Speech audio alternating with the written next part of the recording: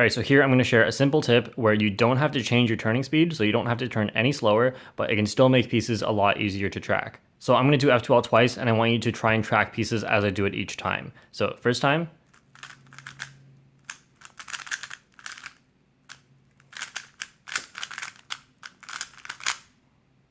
And second time.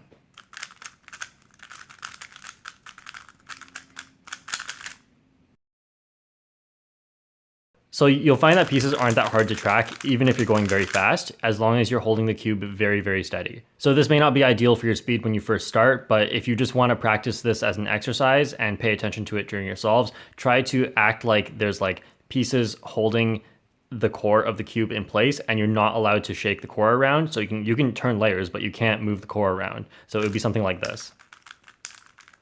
Okay, I just lost my look ahead there. So I tried as well as I could to not move the core around too much, besides like obviously cube rotations, and then that makes the movement of the pieces a lot less erratic. So what I mean by that is a color moving around the cube is going to move around like this, not like this.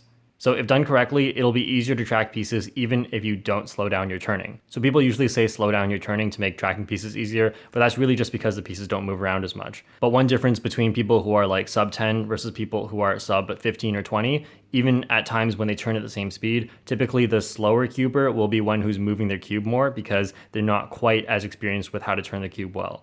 In the past, when I did solve critiques, it was pretty obvious that there was a difference in turning ability between the faster cubers and the slower cubers. But you can probably see where I'm going with this. It's not all about just their turning speed or even their finger tricks. You can see here a pretty big difference between how steady the cube is being held while turning. So of course, to get to this level, you need good finger tricks and high potential turning speed. But even with that, if you're turning roughly and not holding the cube steady enough, then you may be making look ahead harder for yourself.